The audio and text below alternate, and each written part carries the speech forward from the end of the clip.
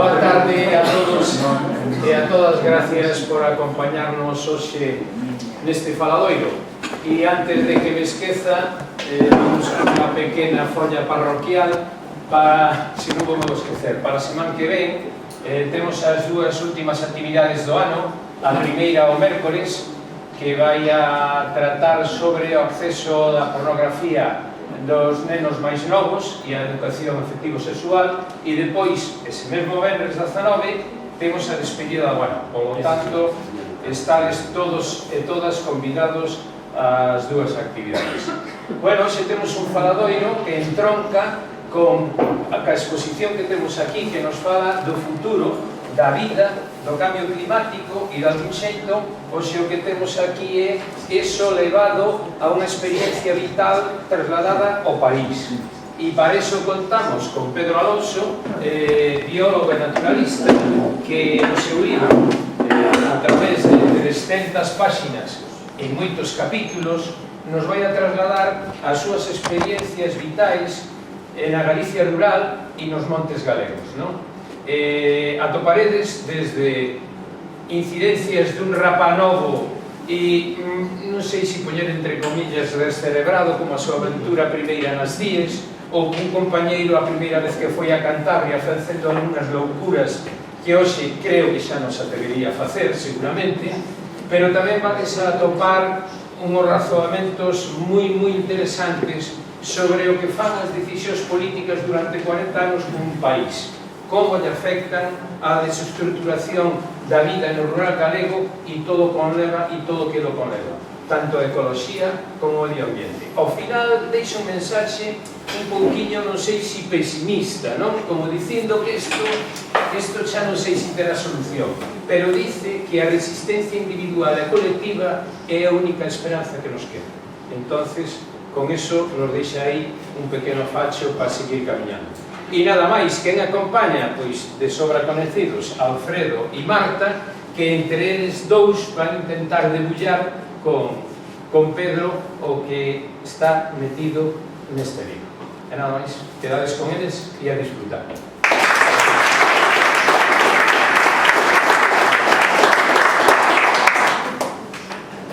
Creo que así está acceso. Ben, boa tarde ou boa noite. En primeiro lugar, agradecerlle o IEM, o Instituto de Estudos Miñaráns, que acolla esta presentación e a súa disponibilidade a acollela. Agradecervos a vos que esteades aquí acompañándonos e escoitando e tendo a disposición de escoitar o que imos intentar trasladarnos. E, pola nosa parte, Alfredo e eu, pois, lle temos que agradecer a Pedro que nos teña convidado a acompañalo neste ano, non? Para nós é moi significativo, non? O feito de estar hoxe aquí, porque Pedro Alonso, que para os que acabedes facendovos co libro, tenedes aquí na parte final, pois unha pequena retensión de quen é Pedro Alonso e que obra publicada deixa, vale? Que logo ten moita máis obra desa que é efímera, que non queda publicada en ningures, pero que imos coñecendo os demais, non? Efectivamente, aquí está pois, a súa trayectoria, asesora ambiental, participa en a CEA, xestión de recursos naturais, etc. Pero Pedro é, para nós, pois é un rapaz do noso tempo. Con el levamos compartido vivencias, ideas, manifestacións e casa. Compartimos casa, ou seja que temos compartido tempo vital. No ano 88-89 vivíamos os tres e outros tres ou catro, eran catro, pero de tres en tres. Non imos entrar agora a explicar isto. Vivíamos nunha casa da Mía de Lugo que xa non existe, que estaba pegada ao Parlamento. Unha casa que debeu ser taberna, porque recordaba ainda outro día Pedro, estaba o fallado cheo de alcohol. Nos non tiñamos que sabelo, pero sabíamos que estaba cheo de alcohol o fallado. E ás veces unha tiña que sair de casa correndo porque aquilo se movía de unha forma, parecía que había un tremor de terra, non? Había que estar construído algo, Parlamento... O tren, a estación do tren cerca. Sí, pero eu creo que estaba facendo o garaxe. Pode ser. Pode ser. Bueno, vivíamos ali, non? Para Alfredo e para min era o derradeiro curso, era o penúltimo de Pedro, eles estaban en biología, tuveron un ano bastante axitado de movilizacións, eu estaba en filoloxía, daquel ano que me lembro é que deixei de fumar. E ben, pois aí convivimos, non? Pedro xa, nese momento está estudando biología, xa leva 3 anos, como 4 do curso, pero iso non quere dicir que o seu contacto coa natureza comecese nese momento, senón que el, pois xa, e como vemos no libro, efectivamente, pois desde moi novo, sendo prácticamente un adolescente, pois xa participa en andainas, en excursións, en saídas e dedica a súa vida a algo tan importante como contemplar a natureza. Que pode parecer así un luxo exótico, non. É algo imprescindible, contemplar a natureza. E ser, por tanto, testemunha, como ele, de as distintas cousas que suceden na natureza e como esta vai evoluindo. E interferir o menos posible, se se pode. Sabes, os mamíferos son fundamentalmente os protagonistas dos seus días e das súas noites. Todo ese tempo, todos estes anos de contemplación, dicías nunha entrevista que igual durmes máis noites fora de casa que dentro, bueno, pero para dar tamén a medida, que exagerado é, pero realmente ningún de nós, eu non durmo un día a semana fora de casa, e ti durmes máis. Sí, seguro. Pois, aí estamos. Entón, quero dicir que é unha persoa que ten uns coñecementos sobre a natureza galega, sobre o monte, sobre o futuro deste país en materia ambiental dilatadísimos. E xa sabedes todos tamén que é unha das persoas que máis abre sobre o tema do lobo. Porque leva toda a vida traballando nisto e ten moitísimos coñecementos e sabe perfectamente cal é a situación do noso patrimonio e os aldraxos que temos sufrido. Incluso hai cousas, sabe tantas cousas que algunhas non as pode contar. Por exemplo, lembra que hai unha cámara. Nós temos moitísimo aprecio. Alfredo máis eu, a verdade que o queremos moito.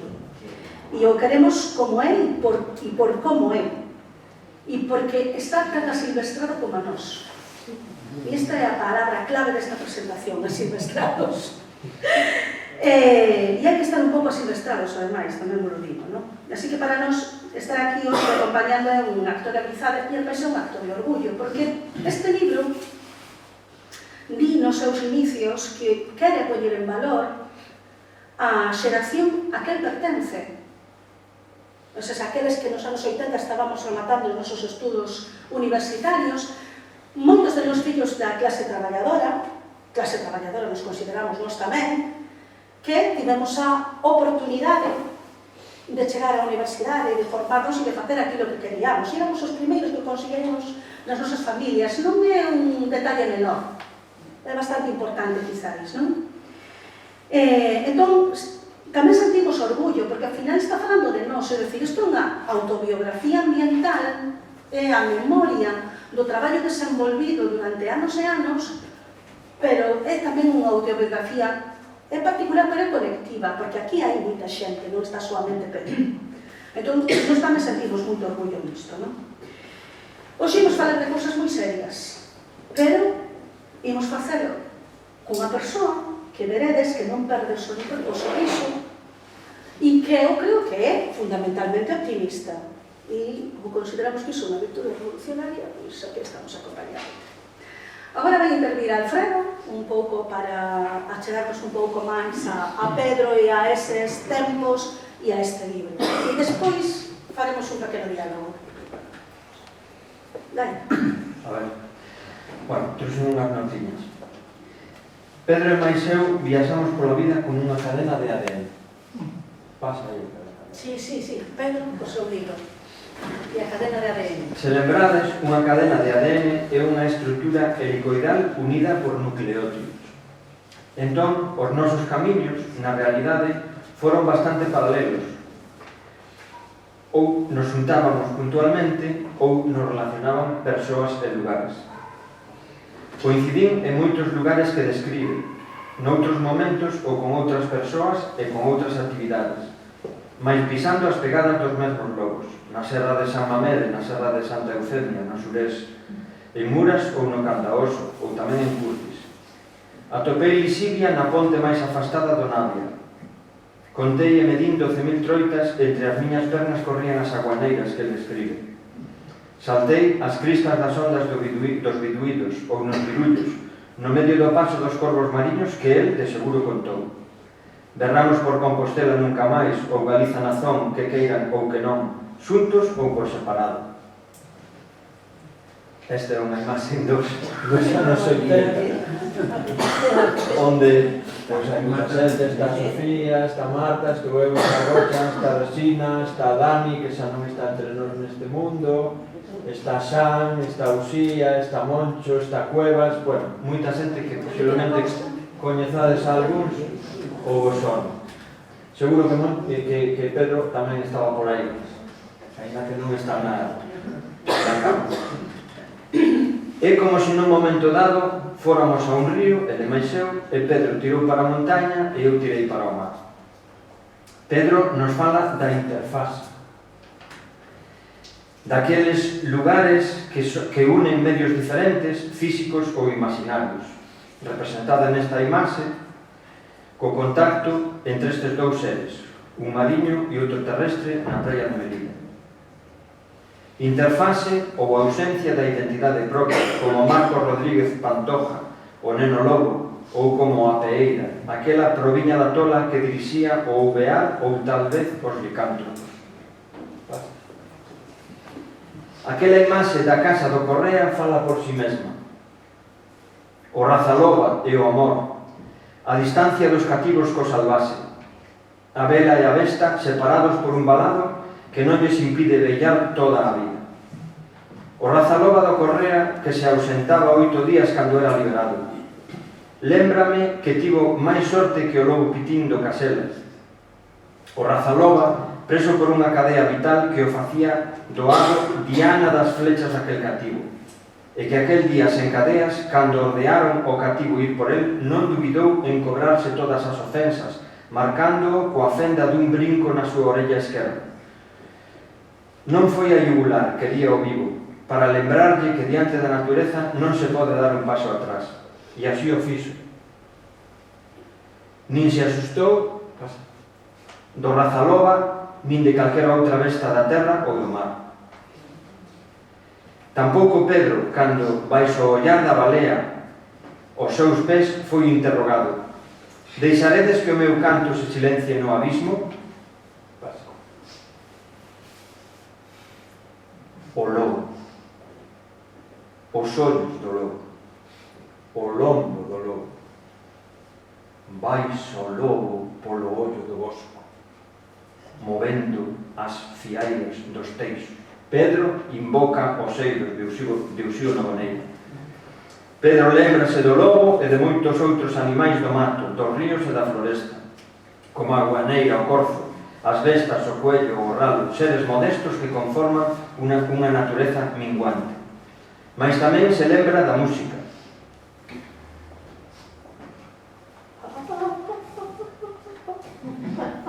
Pero puxe pola revés. Non, este non. No libro hai música.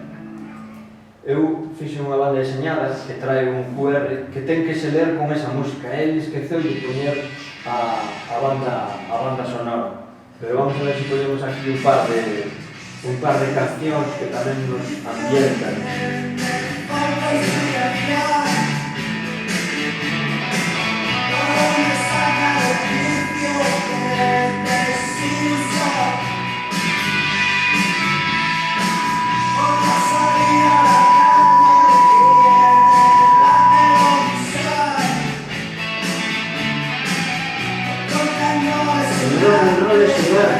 ¡Oh, qué desilusión! Muy importante. Muchas gracias, perfecto. Vamos.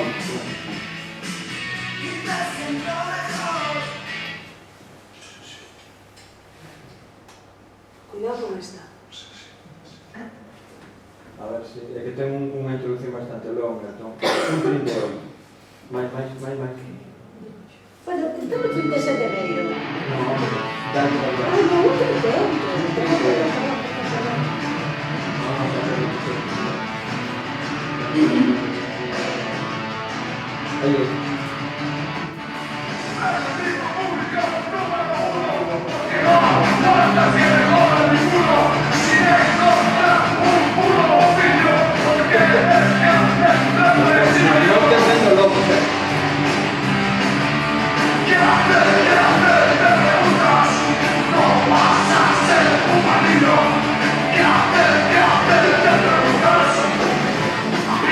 Aprieta el gatillo.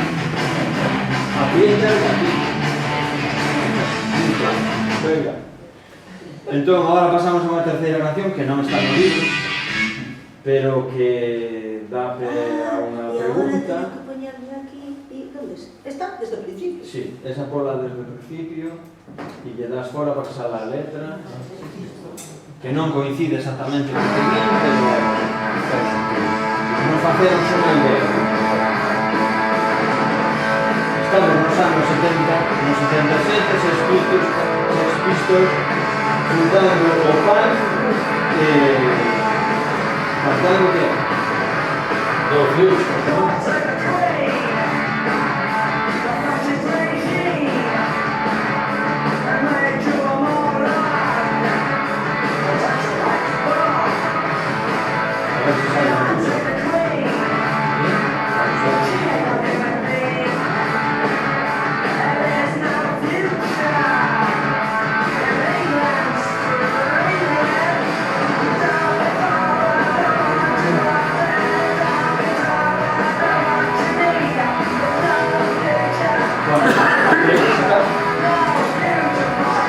A pregunta é simplemente o que se estamos digamos, no momento pan de no futuro.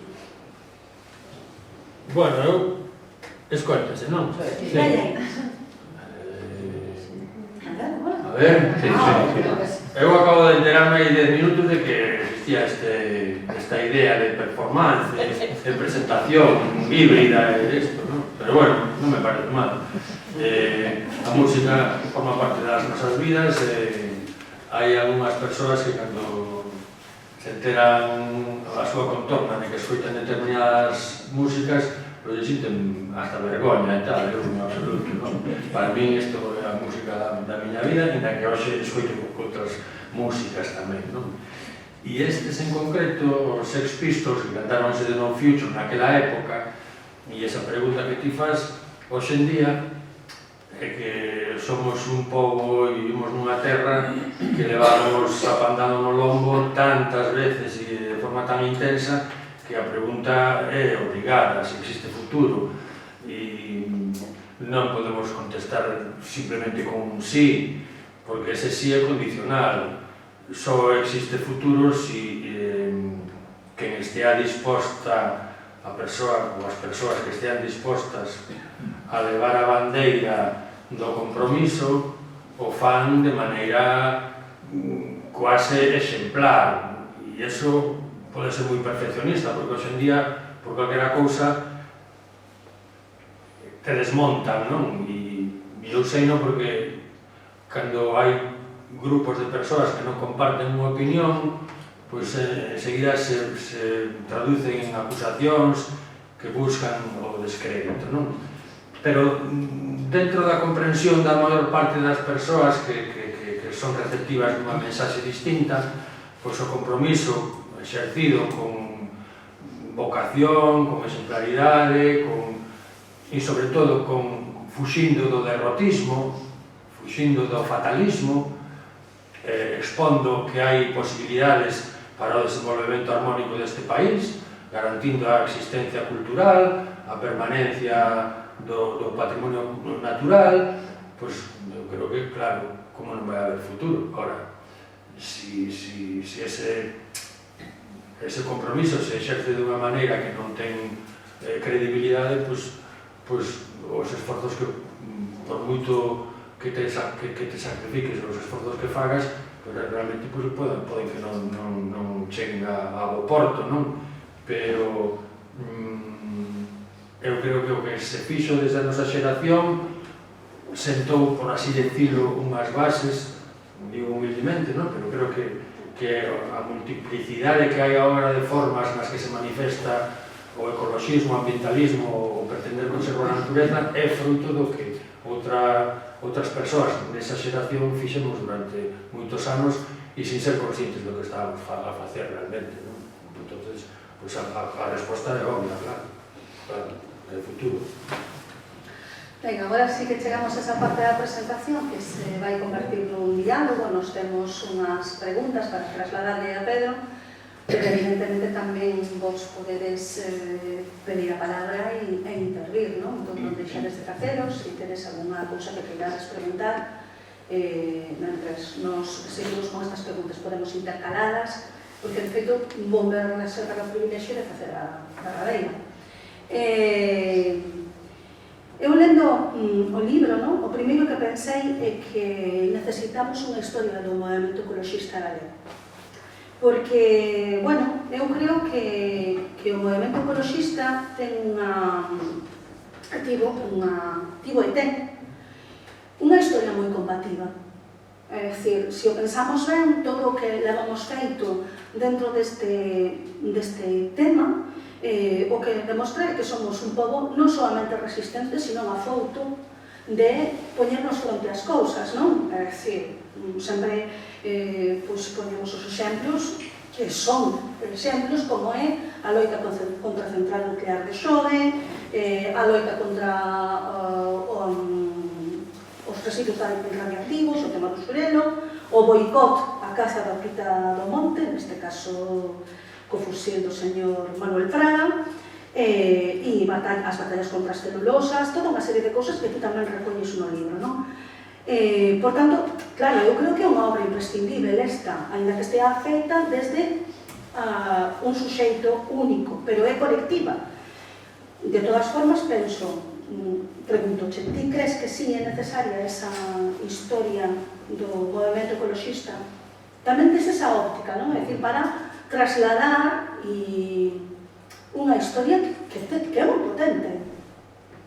Bueno, antes, Marta, permíteme saludar a todas as persoas aquí presentes que antes, por ausencia da resposta a Alfredo, non me... Entonces, bueno, pues, moi agradecido da vosa asistencia e espero que ao final do acto ou durante este acto pues, podamos aclarar, non sei, as motivacións ou as dúbidas ou o que vos trouxo aquí, non?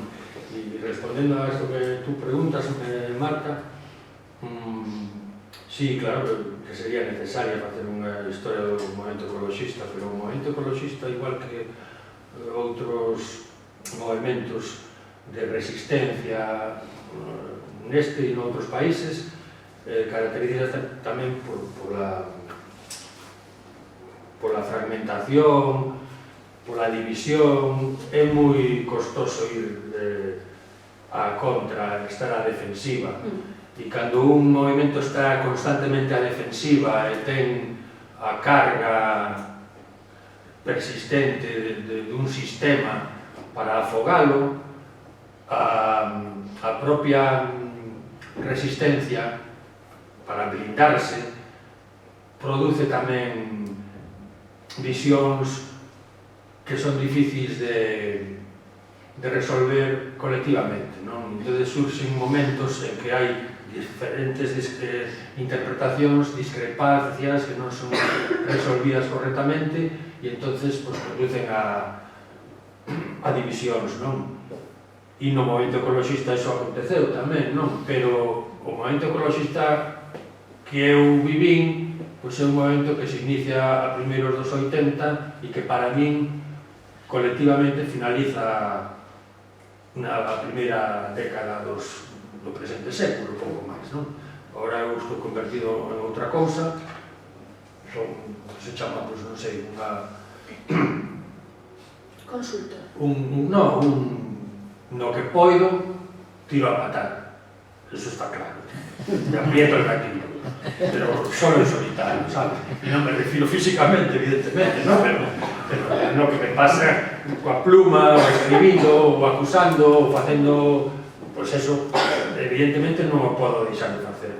Agora, colectivamente, esa historia que está pendente ten que ir moito máis para atrás, porque o pobo galego e Galicia en xeral enfrentou múltiples ataques a súa en relación coa base material, coa terra, e por tanto esa resistencia de ser propios e ademais conservar os propios recursos non é unha cuestión de agora, de moito máis atrás, non?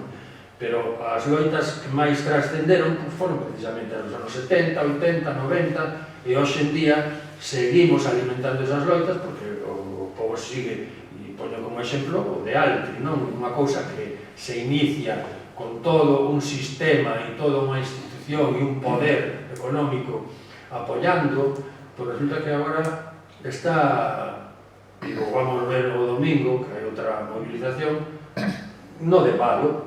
O sea, como é posible que unha historia que estaba, pois non, deuse a volta a tortilla, por así decirlo, porque houve unha determinación de 4 persoas, que non foron 4, foron máis, non? Pero bueno, de 4 persoas que, coa decisión adoptada, decidiron enfrontar as dificultades e encontraron apoio de un sector popular amplísimo que non dá o brazo a torcer e que considera que despois de todo o que se sufriu na historia recente e recuada, pois existen outras posibilidades de interpretar Galicia, de interpretar o pobo galego, de interpretarnos a nos no mundo e a nosa terra tamén, non? Entonces, pois, si se escribe algún día esa historia do movimento ecologista, pois terá que ter en conta todo isto que acabo de dicir. E en que eu algo falo diso, porque falo desas discrepancias que puntualmente levan a afastarse a compañeros e compañeras que militan ou participan desa loita ou desa resistencia, non quita que o paso do tempo ao final acaba por esa distancia. De alguma maneira compartimos nave, compartimos peripecia, e isto non queda outra que nun momento dado volverse xuntar e volver a batallar, porque senón vamos a clara, sabes? Eu quería que falaras un pouquiño das motivacións que te levaron a escribir este libro, non? Quero dicir, bueno, tes certa produción de escrita, non? Nos medios, con opinión, con tal, é un pouco esa origen de tal, ou son outras ideas, bueno, que desarrollos aí un pouco. Bueno, pois non, foi precisamente, sí, eu non sei como foi que me deu por escribir algo en un digital galego que se chamaban Sermos Galiza, e agora se chaman Nos Diario, Nos Diario, e escribía cousas aí. Entón unha amiga, Pilar Martínez, pois lle gustaba tanto esa interpretación da realidade, botando man do naturalismo, de explicar cousas da natureza, para tamén abordar cuestións políticas, cuestións ambientais e tal, que me rompía a orella casi sempre dicindo que tens que escribilo, facer un libro, non sei que, non lle facía ni caso. E un día, pois, con isto do logo e tal, unha xornalista de Lugo, de La Voz de Galicia, fixo unha entrevista e era todo nesa clave, ademais, non? E dixo, mira, esta entrevista pois era máis visitada en non sei que, non sei canto, e dixo, non, joder, aquí parece que tiña razón a Pilar, non? E tal. E despois, claro, suceden cousas na vida e que moitas veces son inesperadas e te das conta que xente da nosa xeración que non pasa tampouco moi ben, porque hai momentos que a derrota síntese como algo tan físico que pois non pode ser variante, non? E entón, sendo consciente desa realidade de compañeros e compañeiras e vendo que temos recorrido un camiño moi longo e que podemos interpretar o que aconteceu, pois tratei de poñer iso no libro. E, claro, non sei se iso se dará conseguido, se se deu conseguido, pero esa era a intención, non? De alguma maneira, pois o que decía esta amiga, non? Tratar de enganchar xente que agora ten unha visión da natureza, da política ambiental, da política en xeral, do traballo colectivo e, sobre todo, tamén novas xeracións de naturalistas ou de biólogos e biólogas, pois tratar de alguma maneira en acompañalos contándolle as anécdotas dun vello naturalista, que tamén pode. Porque eu recordo cando iba nos Ancares con meu pai e bater con un vello e contarme falarme de Castroviejo, cando andaba por ali atrás da Pita do Monte. Claro, eu a min encontrar un vello de 87 anos, 88 anos polos Ancares perdido e falarme un tipo que para min era unha cousa que admiraba e digo, ese hai que ser dun pau botar 3 semanas nevando e non saberse nada. E decíamos así, eu tiña 17, 18 anos, e botar ali semanas nevando e non baixaba coa mochila, cargaba de comida e volvía para arriba, andaba atrás. E eu, claro, aquilo dixo, e pero tampouco lle di moita importancia. Depois conocía a Castroviejo, e compartín con ele moitas cousas, e claro, sempre son referentes. Entón, de alguma maneira, pues tamén é, non sei, contar desde o punto de vista persoal algo que poida en un momento dado tamén alimentar esa ansia de saber e de descubrir, sabes? Non sería esa entrevista na que contas que dormindo no monte biches uns individuos que iban prender lume? Sí, eso é moito do que dixo, sí. Sí. E que fixeches para que non para salvarte de que xa te biches ali na parrilla? No, que claro, era unha época que se prendía lume en circunstancias que non son fáciles para detectar, non? Entón era de noite e estes chegáronse dous vecinos, supoño, a unha peneda e nesa peneda estaba dormindo eu. E como ademais non durmo ben, nin no monte nin na cama, pois sentimos e salín do saco e puxenme a sexar. E estaban ali prendendo unhas uces ali dunha gándara que había abado.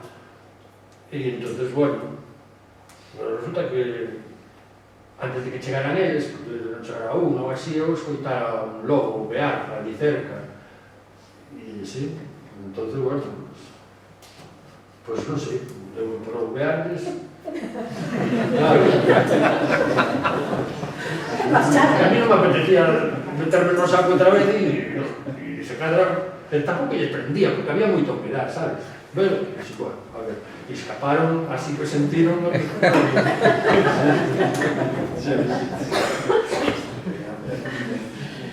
Bueno, xa que estamos aí co lobo, quería que comentaras un pouco que significa o lobo para ti e se é posible unha tregua na guerra do lobo ou unha guerra contra a vida silvestre, porque o mellor o lobo representa iso, non?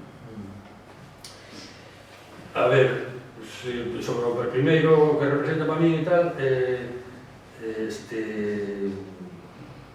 sí, claro, eu tamén entrei nun momento determinado dentro dese colectivo de xente que lle seduce un depredador como o lobo, que ten unha vida incómoda, que fuxe da... Bueno, eso retrata moi ben o... Como se chama? Manuel Bueiro Rey, me parece que se chama. É un narrador, sí. Sí, que, bueno, ele narra un encontro dun can con un lobo, non? E entonces o can, vai contando o lobo o ben vive, non? As regalías todas que ten, disfruta con contacto co ser humano e tal, e tú, verdade, non? E entonces o lobo ao final pregúntalle pola marca que ten aquí no pescozo e tal, e o outro dille, non, é que de noite prendenme e tal. Como que te prenden?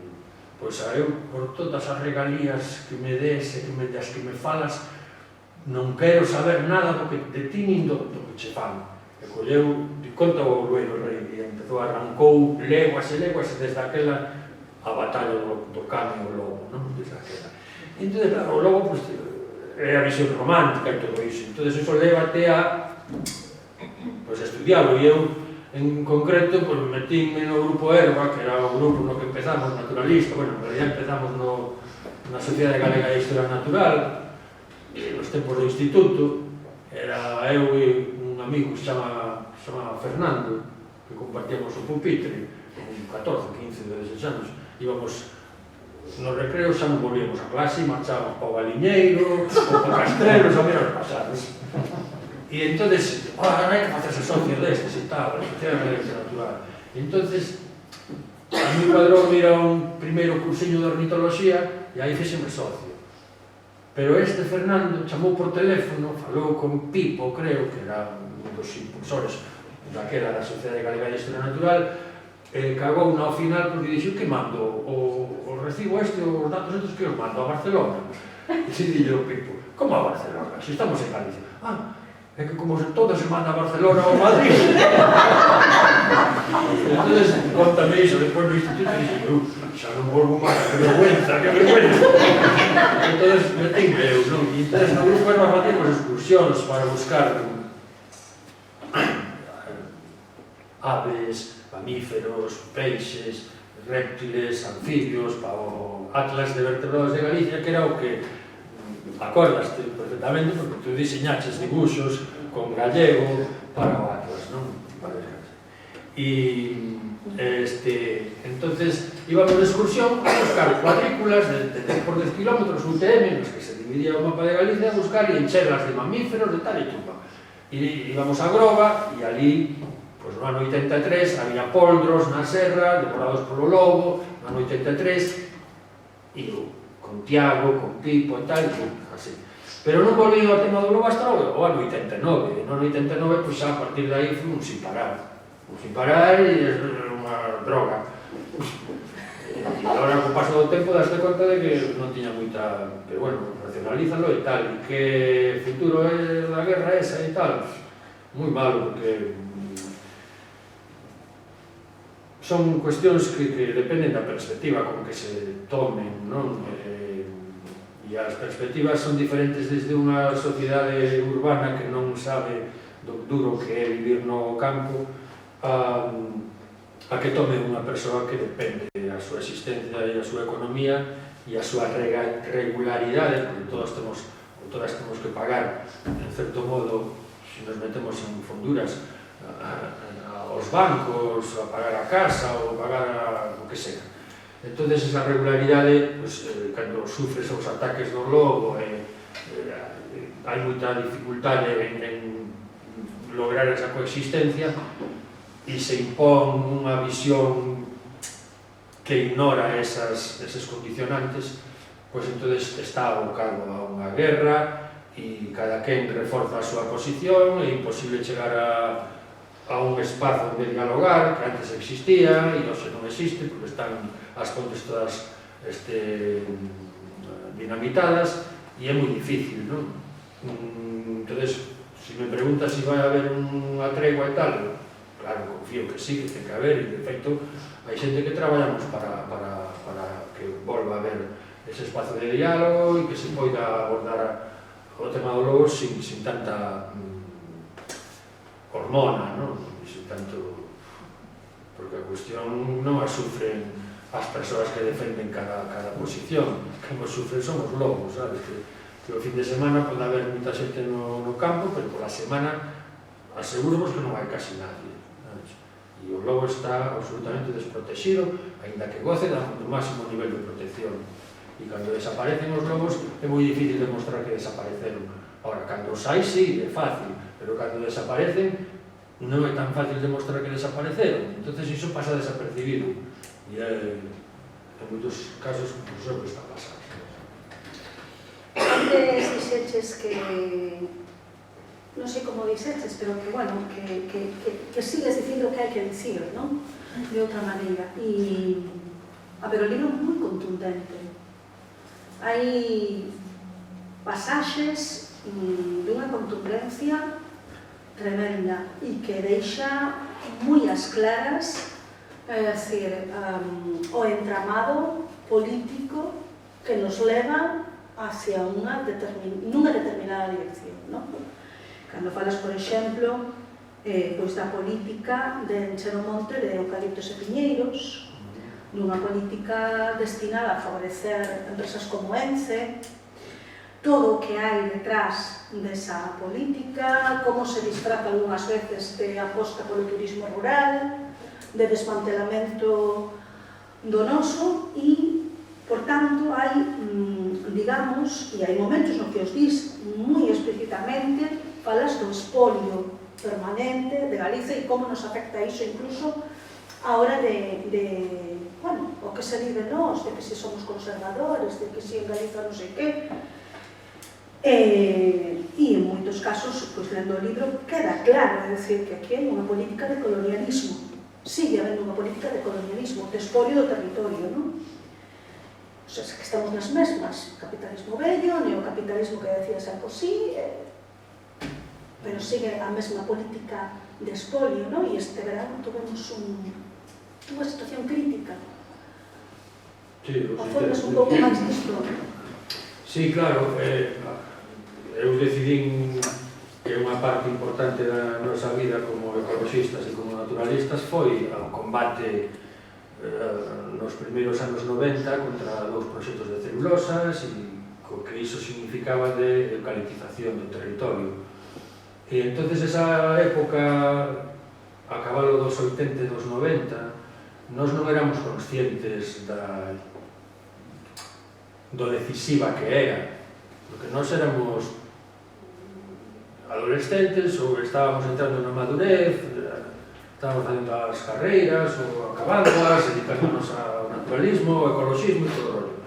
Pero non éramos realmente conscientes do que se estaba xogando nese momento. E eu agora, despois de 30 e pico anos e con unha perspectiva distinta e enganchando distintos elementos ou factores para interpretar o que se aconteceu neses anos, e precisamente esta tarde estaba facendo unha relación das miñas sobre esta cuestión. Claro, xuntábanse cousas tan dispares como unha década dos 80 que fora progresivamente medrando o número de incendios e a superficie afectada, hasta o ano 89 en que aquilo xa foi un desfase. Hai xente que igual non lembra ou non o viviu, pero no ano 89 pasouse dunha media de 50 ou 60.000 hectáreas queimadas no ano no país a máis de 200.000 hectáreas. No ano 89 en que había eleccións en outubro e onde se presentaba Manuel Fraga. A segunda metade dos 80 vivían unha apoxeo do narcotráfico, unha mutación do tráfico de tabaco en bateas e tal, do contrabando, que mutaba, sabémoslo todos xa por películas e todo iso, que era o transporte de mercadorías para o consumo e a exportación. Droga, cocaína, hachís, etc.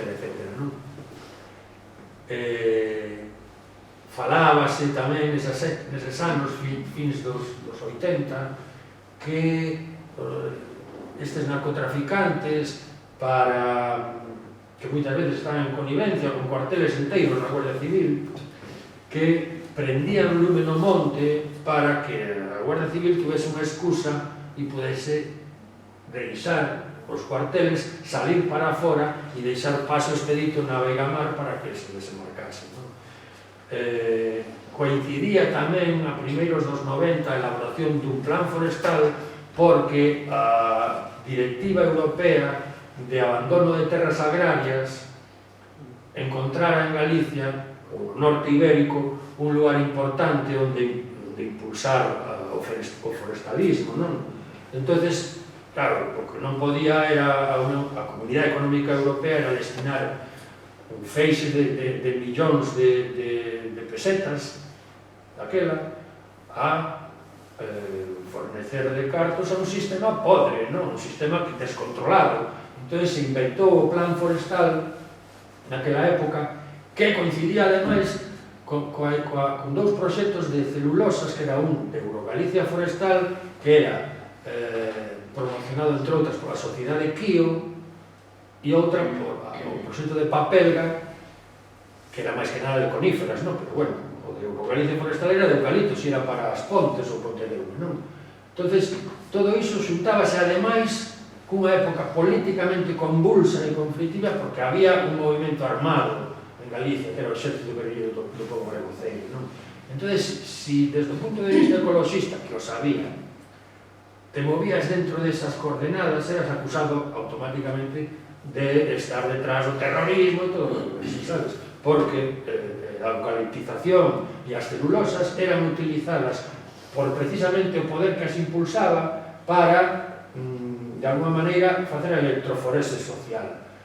Para un lado, os pacíficos e para outro, os violentos. Entón, o propio movimento ecologista, cando naquela época, recordo perfectamente, estaba a intención de CEL, Celulosas da Beira Industrial de Portugal, que hoxe é propiedade de Altre, coa intención de facerse con 250 hectáreas do monte de Nigoiroá no Irixo, claro, que aí non había posibilidade de negociación ninguna.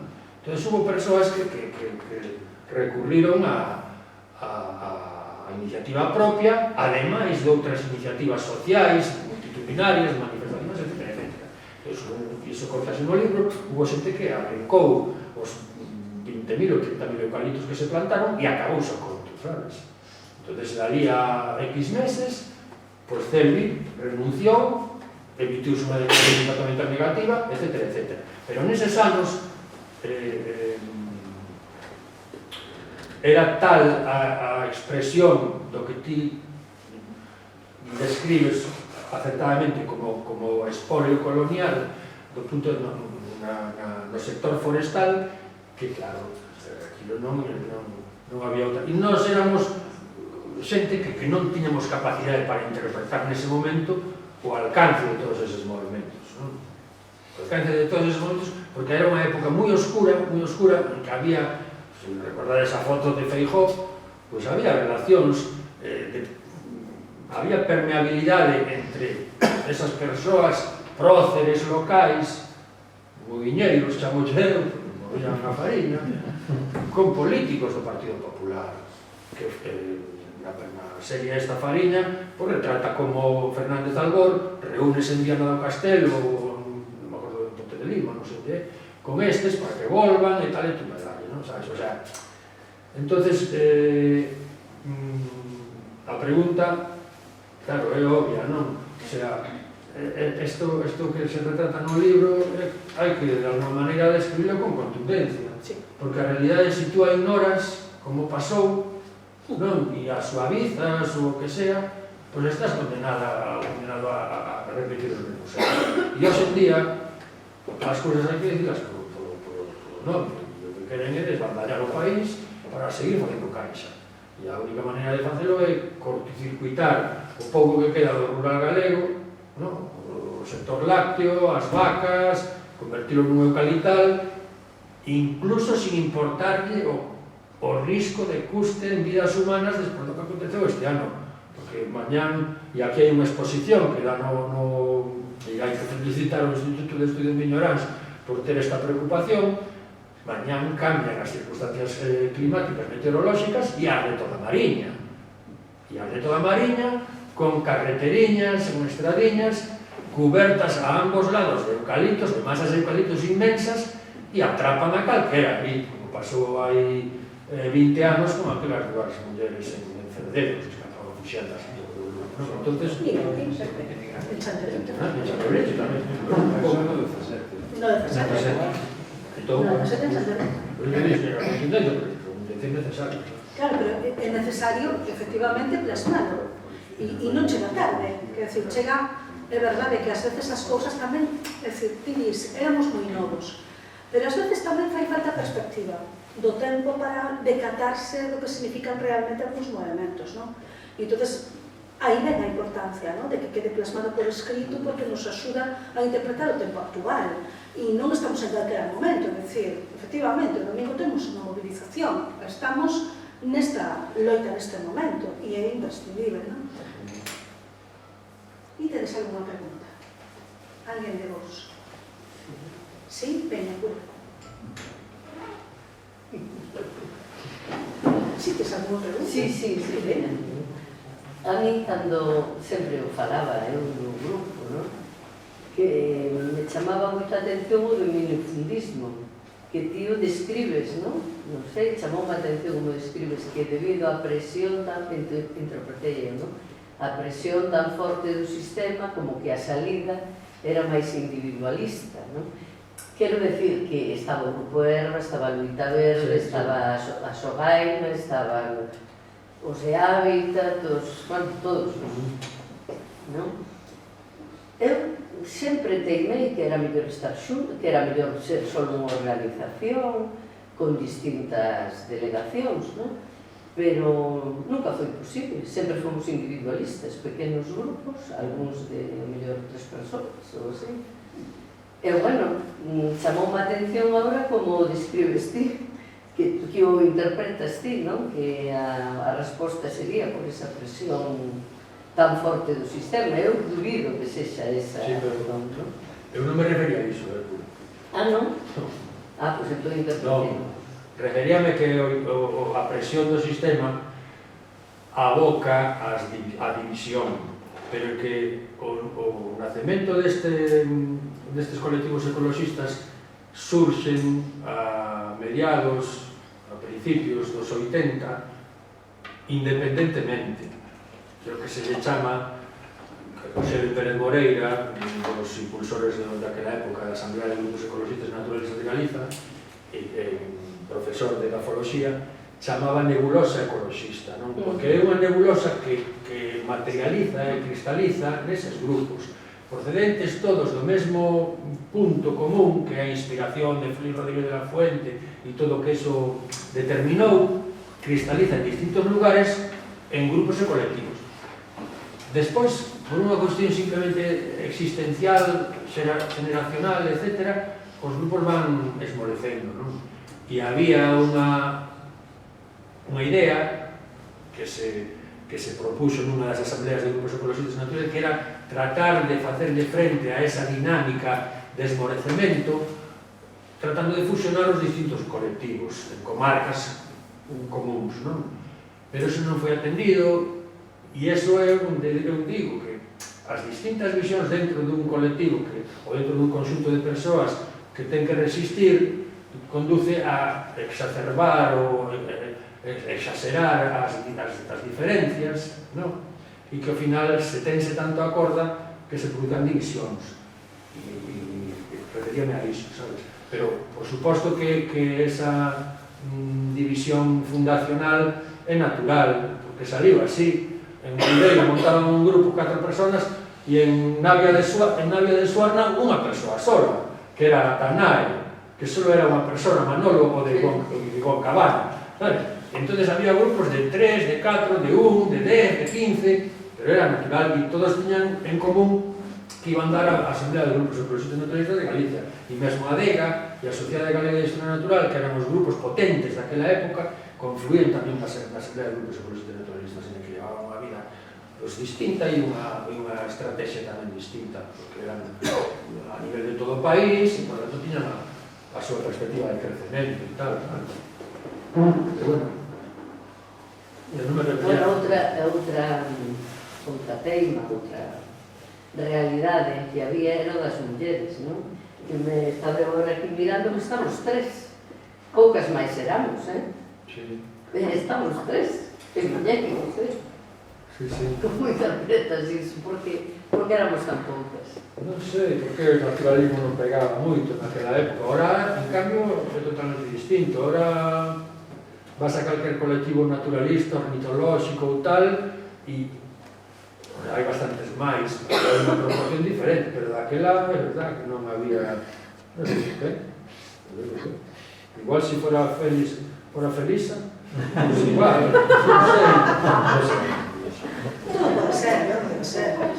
Bueno, tamén é certo que hai 40 anos non eran as mesmas, non era a mesma realidade de incorporación da muller a todo o ámbito económico, social, de lecer, etc., non? Por eso mesmo que agora pues, é distinto, pero daquela, a mediados dos anos 80, primeiro dos 80, pues era moi raro, claro. Sí. O sea, que era de raro esa esfera. Volvendo outra vez ao presente, eu é que leín hoxe sobre as ideas de formar glampings, ou sea, destas vivendas turísticas e vivendas no rural, vanse dar licencias para construir casas dedicadas ao turismo en terrenos calificados como rural quería saber a túa opinión sobre ese tema.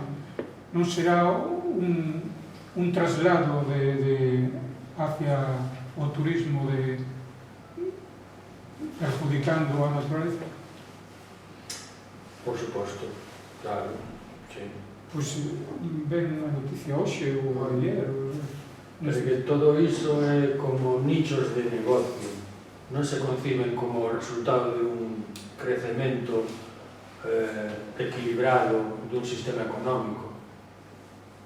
Entón, como hai un rural máis ou menos con capacidade, pois pode tamén acoller aquí fanse pegotes e pretendese sacar, chuchar cartos en nichos de negocio. E é tanto, se por exemplo eses glampings ou eses campings e tal supuxesen a conservación da área na que se instalan, porque meten cartos, a xente ten ganas de recorrer a natureza, non ten nada que ver. O sea, desde o momento en que existe unha lei de protección da paisaxe que está baleira, é unha casca baleira, non ten valor ningún, porque o propio Partido Popular se encargou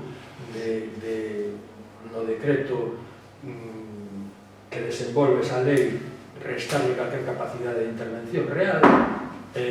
Todo este tipo de cosas redúcense simplemente a iniciativas de un sector empresarial para multiplicar os ingresos. E ese sector empresarial pode ser pequenos emprendedores, como poden ser grandes emprendedores que están noutros negocios tamén metidos, non? A mí en concreto... O decreto 96-2020? Sí, me parece que sí. Pois o chutí, Sí, sí, pero bueno. Pois o chutí aquí. Falando da lei da paisaxe. Claro. Entonces, isto ten relación con os glampings que diste, que é unha cousa absolutamente sin planificar e desordenada, que responde á economía, a unhas economías ou sistemas económicos onde está moi desenvolvido o sistema, o sea, o sector primario, e dentro dese sector primario o extractivismo, moito máis que, por exemplo, o sector secundario de transformación ou industrial, non? E que, ademais, ese sector primario, ou ese extractivismo, proporciona materia que se exporta para que en outros entornos económicos se transforme esa materia prima e nos la manden a nos transformada con moito máis valor engadido e que consumamos como simples consumidores integrados dentro deses mercados externos, non? Eso significa que en lugar de desenvolver as aptitudes e as potencialidades que permitirían incrementar os salarios, e ao incrementar os salarios ter un mercado interno independente, non con dependencia de subvencións e, por tanto, con capacidade de decisión para ordenar o que acabas de decir ti. Entón, a nos querenos ter debaixo da bota, sempre.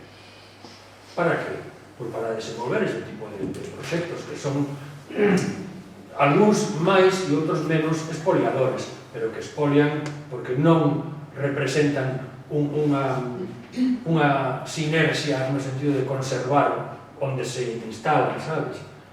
Eu e outras persoas que daquela falábamos do turismo rural, pero eu comprei unha palleira nunha montaña, nunha serra, e restaureina para convertila en un albergue de montaña, para excursións e tal, para que a xente valore a paisaxe, valore o que ten, non? E hai xente que vai con iso e hai outra xente que non ten tanto esa fe, pero eu intento de que a xente teña esa conciencia, non? Pero hoxe en día ese tipo de por exemplo, hai algunhas iniciativas de rewilding, que chaman de renaturalizar paisaxes e tal, que están íntimamente relacionados con proxectos de casas prefabricadas, que se traen un helicóptero incluso, de glampings, etc., de coworkings, de non sei que, con ordenadores e tal, que están absolutamente desconectados da vida rural, da contorna, que non representan nin económica, nin socialmente, nin culturalmente unha aportación a eses lugares. Entón, todo ten unha interpretación máis ampla que hai que ver. Jesús. Sí, quería che comentar, en estes 30 e pico anos que levas pateando o país, que cambios ves ti na identidade paisaxística e como afecta ese cambio de identidade paisaxística ao medio ambiente e a xente, pero sobre todo o que quixera era saber como se afecta aos animales e ao tipo de vida que se pode dar ese cambio. Pois, mira, cando íbamos Marta, Alfredo máis eu no autobús ou en coche ao Colexio Universitario de Vigo, era todo na carretera un inmenso piñeiral, casi continuo. Hoxe en día iso está transformado en eucaliptos. Gran parte da beira-mar urbanizouse e aquelas zonas que eran máis ou menos salvaxes pois están ou con urbanizacións ou con chalés adosados, etc. É certo que hai muitísima beira-mar que se conserva intacta e hai moita montaña que se conserva tamén en boas condicións, pero non é a mesma Galiza que nos coñecemos agora ou que coñecimos que a que coñeceu, por exemplo, Javier Castroviejo. Esa é unha das reflexións que se fai aquí no libro, porque cando eu iba por primeira vez con meu pai aos Ancares, que ainda se conservaba a Pita do Monte, eses Ancares que eu coñecín, que xa non son os mismos Ancares que coñecerá calquer rapaz ou rapaza de hoxe, tampouco tiñan nada que ver cos Ancares que coñecera Javier Castroviejo, non? Entón, en períodos moi cortos de tempo, as transformacións son tan grandes e as actitudes de espolio, de destrucción e de deterioro que practicamos son tan intensas que puntualmente levaron a extinción a especies concretas da nosa fauna ou están levando para a extinción a algunas especies. Refirme, por exemplo, nos ríos. A política forestal, cando se fai así sin ninguna pretensión de ordenación, pois é, ao final, é cómplice desa destrucción. E o proceso de silvicultura intensiva a base de eucaliptización dá lugar a que, cando é a época de colleitar, de cortar os eucaliptos, ladeiras enteiras se corten con grandes procesadoras que producen unha erosión brutal e que ademais se fan ao lado dos cursos dos ríos. Ríos que moitas veces están apenas a 10 ou 15 kilómetros das rías e que aportan inmensas cantidades de metros e metros cúbicos de area, de pedriñas, de pedras, que van parar a bancos marisqueiros, por exemplo, ou que alteran as circunstancias naturais onde se producen os ciclos das nosas rías, non? Entón, claro, se tú non tratas de divulgar todo eso que acontece, darlle a volta e poñer en positivo o que teríamos, non? O que teríamos, entón, se non se intenta, non se entende a frase daquel político catalán que decía autovías, o AVE, non sei o que le digo, para Galicia, para que? Se xa teñen percebes. Claro, non o entendemos. Pero é que non somos o centro do mundo. Por que queremos emigrar? Entendes? Se xa temos percebes, se temos pescadas, se temos mexillóns, se temos de todo, non necesitamos emigrar. Se nós tuviéramos nas nosas mans a decisión de como gobernarnos e de como ordenar os nosos recursos, de como todos esos kilovatios que se turbinan nos encoros construídos polo franquismo tuvesen impacto na industrialización responsable da nosa terra, pois teríamos postos de traballo, teríamos salarios dignos, non habería emigración, teríamos un mercado interno para que non marchara o peixe nin a carne para Madrid. Pero claro, como seguimos tendo esa dependencia cara ese extractivismo e non somos capaces de ver as posibilidades que temos, non somos capaces de comprender aquela frase do catalán, dos percebes. Fernando. Sí, eu quería volver sobre o comentario de antes da falta de unicidade do movimento ecologista.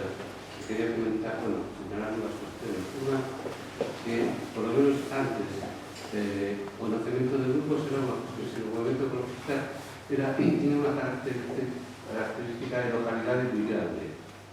É dicir, nacían alrededor dun problema. Surgía un pequeno problema, ou se pensaba que podía subir, e antes, alrededor de aí, nacía un pequeno grupo que lle faltaba unha falta de visión global ou do horizonte de estenderse máis alá do que era o asunto que pasaba por todo.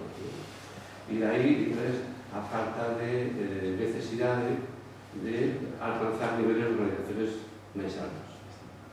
E despois, outra cuestión que creo que tamén é importante é que, baixo a palabra movimento ecologista, baixo o ecologismo en xeral, existen distintas visiones moi diferentes.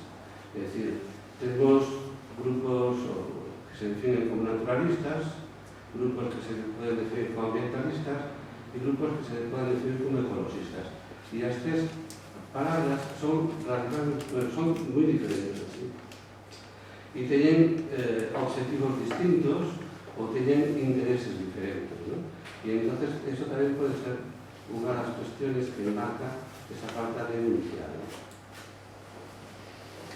Bueno, sí, é unha reflexión que incluso hoxe en día pues, está na actualidade porque ainda se ven sumar por incorporación e por ocupación dun espacio se cadra o animalismo tamén, que daquela pues, era moito máis fraco, non tiña tanta capacidade de influencia, non? Pero, polo menos no que nos vivimos naquela época, a falta de visión global ou xeral compensábase porque compartíamos reunións, asembleas, etc., onde se poñían en común todas estas cousas, non? E entonces había coñecemento que se extendía e que sobardaba, por así decirlo, o ámbito local para interpretarlo desde o punto de vista global, non? Eso na Asamblea de Grupos Ecologistas, esta de Naturalistas de Galicia. E precisamente o nome da coordinadora esta pretendía xuntar a vertente ecologista coa vertente naturalista, non?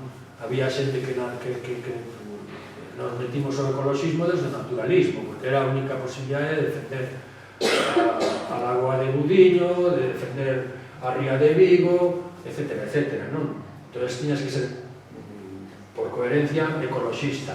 E depois había o ecologismo urbano, que quizá pues, tiña outra motivación que non tiña nada que ver con tal. Pero recordo perfectamente que, por exemplo, no grupo Eroa convivían esas liñas.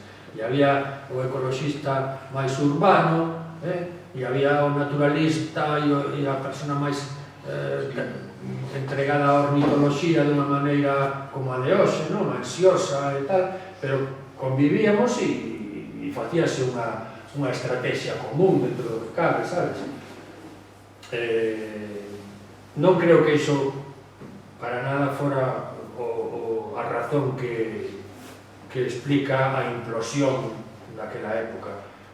Aquela época pues, rematou por unha cuestión simplemente existencial, generacional. Aquelas persoas tiñamos que buscarnos as lentellas, pasábamos dunha época da vida en que tiñamos o paraguas materno-paterno na casa a ter que espabilar e entonces pues, se cadra os camiños acababan, despois tamén chegaba a algunhas persoas un sentimento de derrota e marchaban para casa, pero eu creo que os colectivos foron simplemente disolvéndose coa inercia existencial e porque daquela fase explosiva de nebulosa pues, o paso do tempo conduce e agora por mismo pues, o que queda é grupos potentes como daquela época que son a DEGA. Bueno, a Sociedade Galega de Xestión Natural tamén está debilitada, non é o que era antes, a DEGA quizá que sostén un pouco tal, e despois ese ecologismo penetrou en todas cantas as plataformas, ordenadoras, etc., se montan no país para defender a natureza, o patrimonio natural ou o ámbito urbano natural, non? Entón, eu creo que se trasladou orgánicamente cara a esa espontaneidade, non? Entón, eso, de certo modo, pues, sí que podes interpretar como un triunfo, porque está na xenda política, ainda que a clase política realmente non lle interese impulsar coherentemente estas cuestións, e menos nun lugar como o noso que padece esta situación económica de carácter expoliador ou colonial.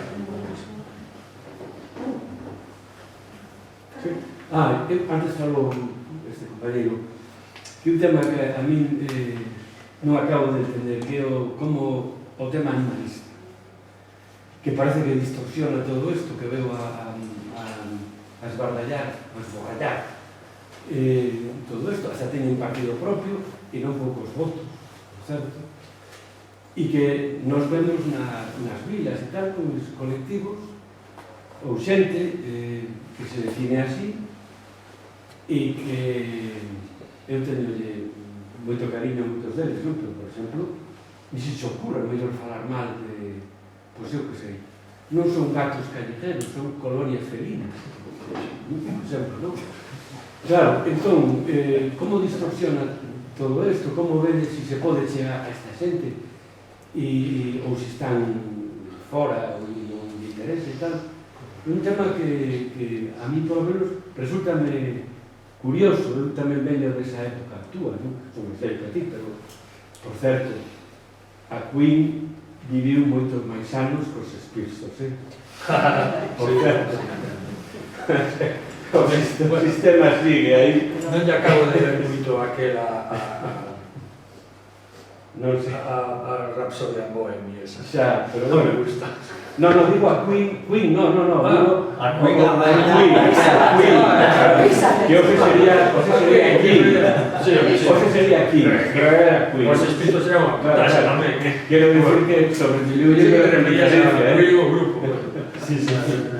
Como falaba da túa época e na miña época. Sí. Claro. Entonces, bueno, esa pregunta. Pois, mira, é moi interesante porque a cuestión do lobo, por exemplo, agora mismo está toda ensarillada precisamente polo peso que ten na interpretación da realidade que acompaña o lobo e a súa xestión do peso do animalismo, non? Da visión máis alá da especie e do recoñecemento de dereitos aos animais, non?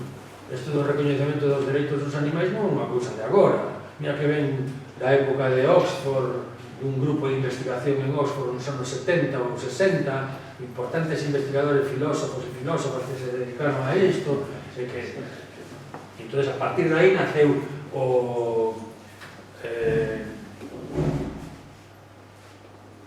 AFL, me parece, como é en inglés, Animal Front Liberation, bueno, en outra lingua é Fronte de Liberación Animal, non? Entonces era intervención contra os lugares de experimentación en laboratorios, a caza de focas, a caza do raposo no Reino Unido, as granxas de porcos ou de vacas, etc. E iso puxo na xenda política tamén, algo que era totalmente necesario, non?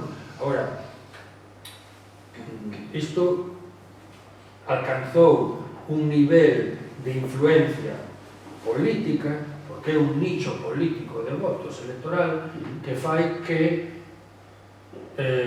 gran parte dos partidos políticos do arco que xoga a nivel electoral traccionen cara a eses puntos e pretenda seducir a ese nicho de votos, non? Agora, a sociedade realmente representa o que electoralmente ou políticamente na axenda política representa o animalismo. A sociedade, eu creo que unha parte importante da sociedade ten sensibilidade cara aos dereitos dos animais, pero hai outra parte que considera tamén que darlle demasiado peso a esa reivindicación dos dereitos do animal cando chocan coa seguridade económica ou coa propia existencia de hábitats naturais e de recursos humanos no rural, pois aí hai un conflicto, non? E isto en materia de, por exemplo, o tema do lobo, pois é un conflicto que chega e alcanza non só no Estado español ou en Portugal mismo, sobre todo nos Estados Unidos, porque todo isto nos Estados Unidos magnificouse, non? E a guerra do lobo chega a judicializarse precisamente por esa defensa dos dereitos do animal, non? Que pasa por riba de calquera outra perspectiva. Entonces, hai unha parte no libro que que pretendo de alguma maneira que todo o mundo faga o esforzo de apreciar a realidade desde distintos puntos de vista, non? Porque desde distintos puntos de vista, desde distintas sensibilidades, podes captar outros puntos ou factores que influencian ou son importantes a hora de tomar decisións políticas, non? O outro día eu estaba, curiosamente, fumando un cigarro, porque eu ás veces teño etapas de fumar, outras veces deixo de fumar, non sei, é o que hai. Bueno, total, como hai que salir fora do bar, pois vi a carretera, unha carretera pola que vou constantemente, vi esta carretera como é así, claro, porque tú a ves, a carretera está así, vela transversalmente, entonces vías unha pendente enorme e depois unha caída. Como é posible? E depois, se te metes en sentido longitudinal, a carretera parece plana. Como é posible que haxa unha visión tan diferente, non? E se te preguntan, por exemplo, que prenda de roupa é a que abriga máis, non? Pois unha persoa que vai nun barco veleiro dirache unha cousa.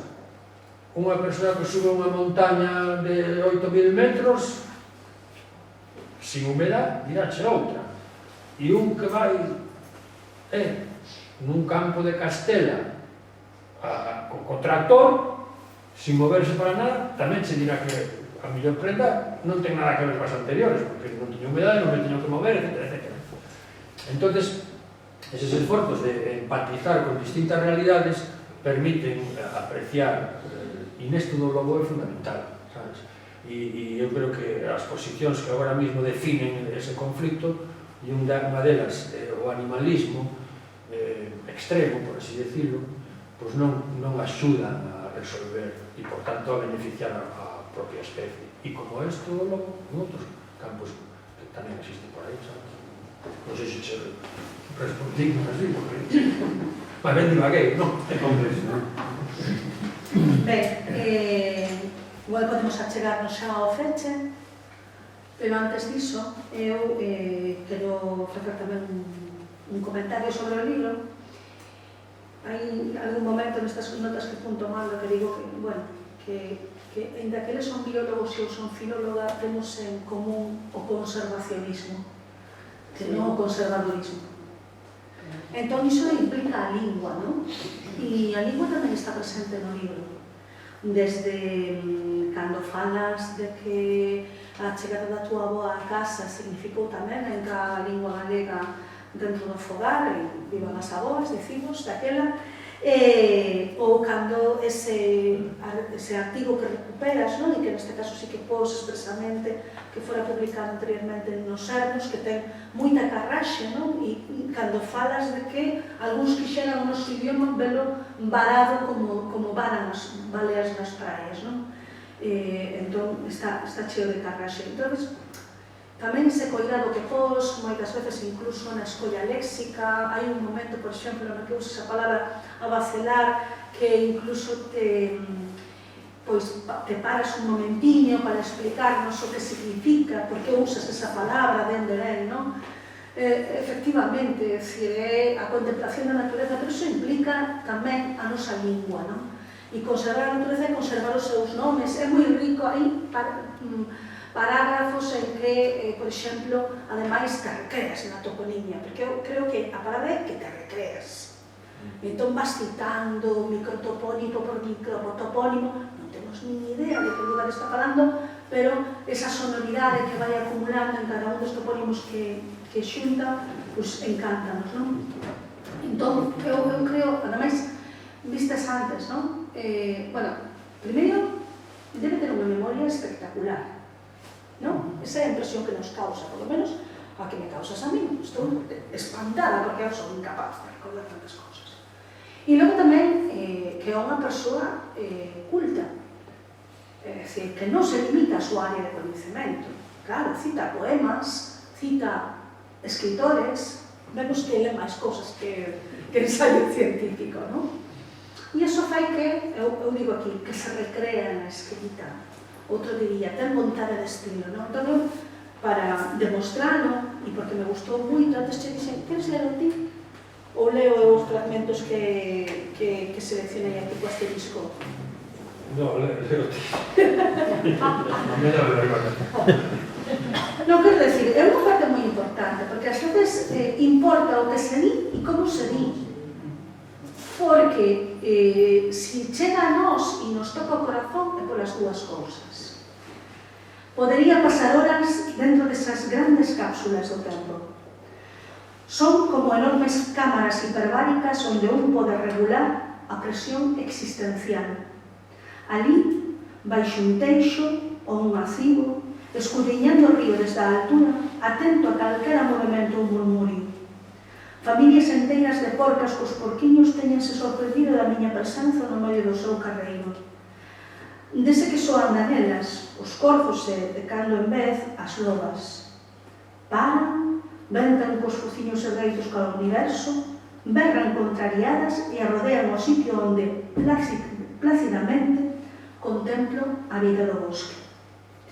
Pequenas catedrais da natureza que, como deixou escrito no Boneira, se refuxian na vaguada máis sola e máis medosa.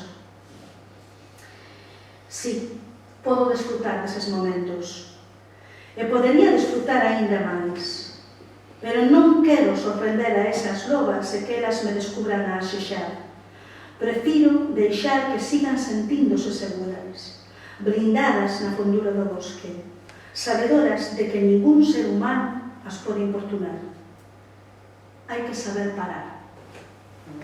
E eu, hai que saber parar, está subliñado moitas veces. E entón, se vos parece, fagolle a derradeira pregunta desta noite, e esa é: hai un capítulo que se titula Os do Non. Non sei quen será? Quen será os do non? Quen será? Vos que pensades que son os do non? E quen nos chamamos do non? Eses de traxe, corbata, modelito, os que nos vestimos nós. E por todo argumento, cando lle plantamos diante os datos científicos, as estatísticas, o argumento é que vos sodes os do non.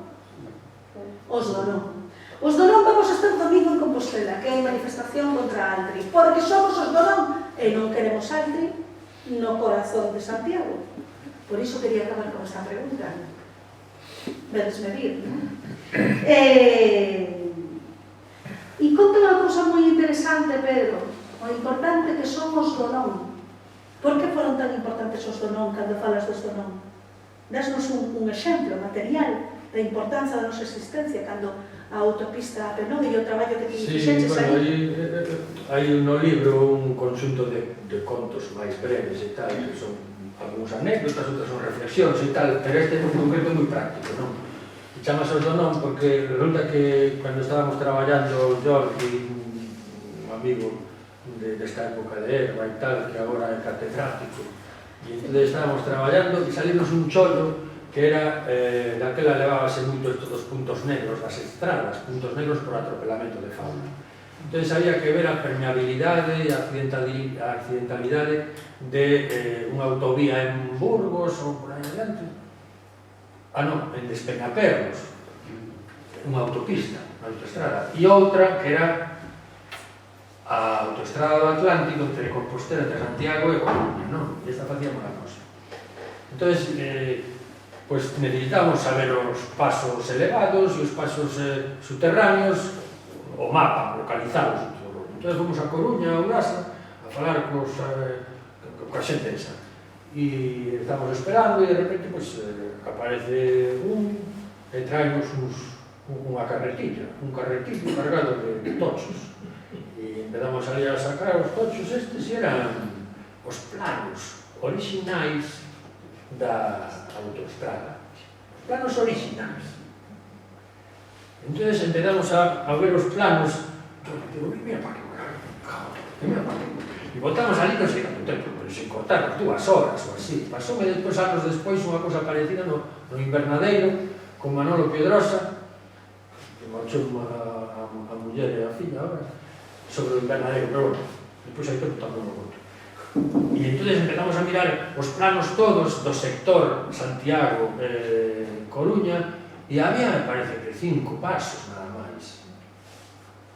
e había solo 5 pasos subterráneos ou aéreos e tal, e había, eu que sei, cantas aldeas incomunicadas, que non había paso, e entón unha aldea, o sea, unha parte da aldea que estaba un diseminado, e outras casas aquí, por lo medio pasaba a autoestrada, tiñan que ir 4 km para lá, outros 4 km para volver, para ir a 300 metros ou 250 metros, e así deses casos, non? Entón, esa é a reflexión.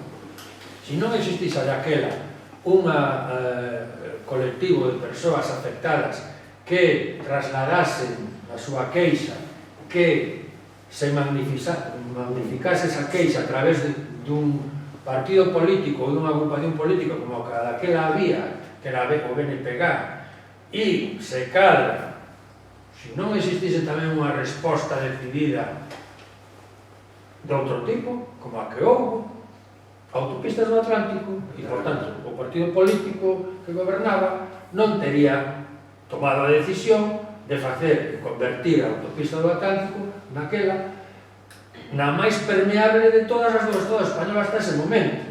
Gracias a esa loita e a ese combate, se conseguiu que a unha media de cada 4 km exista un paso elevado ou un paso inferior, como a que ten entre Santiago e Compostela. Por que? Porque os do non, e porque a xente que acolleu, os do non, a xente afectada, logrou cambiar a realidade, porque senón seguíamos tragando, como se tragou na época de Franco, cos encoros, ou como a época de Franco, co patrimonio forestal do Estado, que botou dos montes a xente que tiña cabras e oveñas para plantar pinos, que hoxe en día a maior parte deses pinos ainda non se cortaron porque eran piñeiros silvestres, que ten 70 anos de turno de corta, e toca ahora cortarlos, pero a maior parte deses pinos non se van cortar porque van a arder, como pasou este ano, non? E esa é a mesma xente que agora se empeña en traer eucaliptos para Ulloa e que non quere cortar as carreteras, os eucaliptos das marxes das carreteras, porque saltaría a leve do conflicto civil, de emerxencia civil, non? Entón, bueno, esa era unha anécdota moi curiosa, porque tuvemos a oportunidade de Jordi máis eu de descubrir iso cando ainda hoxe sigue en boga eso dos do non, non? Non había unha cousa máis xusta que aquela da navallada, porque era unha navallada, é así. Última, o título é un topónimo, supoño, dali de Campo de Cerros, dali cando desemboca na cola do Encoro das Portas. Por que de todo o que coñeces fuche coller ese topónimo? Bueno, máis que nada porque me gustaba o que dicía Marta, non? Que a mí isto dos topónimos e das linguas, esta semana descubrí que a miña nai le sonaba de pequena eso do embora, ir embora, vamos embora, e tal. E dicía a miña nai, sí, eu recuerdo que de pequena escoltaba eso de embora. Entonces, así como iso, pues hai topónimos, iso na fraga esborrallada, sempre, claro, eu hasta aí pouco andaba cos mapas 25.000 do Instituto Xeográfico, por aí, ainda hoxe, bueno, conservos e todo, non? Ora, con teléfono e todo iso, pues non ten necesidade, pero entonces había unha pena ali, en Campos de Cerros, que se chama fraga esborrallada, e era un afloramento de... Pero ali unha pedra. Sí, un afloramento, unha pena. Claro, non é... Sí, non é unha fraga, non é un bosque.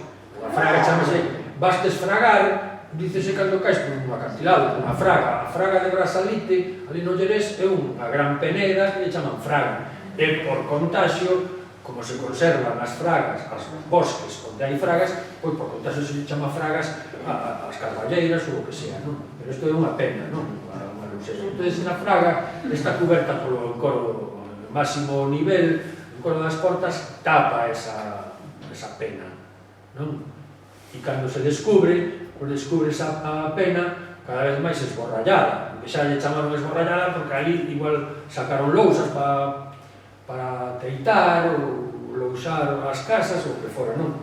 E entón, claro, estamos convencidos, eu recordo de cando andaba atrás do Galemis, decíalle ao compañeiro que é un biólogo, doutor en biología, especialista no desmán dos Pirineos, no Galemis Pirenaicos, mira, Jorge, aquí que rezuma a galeguidade por todos os poros, non? Para meterme con el que era de Melgar no Fernamental. Decíanme, nós ali en Melgar cambiamos os calzoncillos cada 2 semanas. Bueno, total. Entonces, decíalle que esto, mira, para meterme con él. Si ti e máis tú e máis tu galeguidade e non sei que. A ver, ya. E entonces, claro, estás convencido de que nos territorios como o Xurés a galeguidade é infinda, é infinita, e non é así.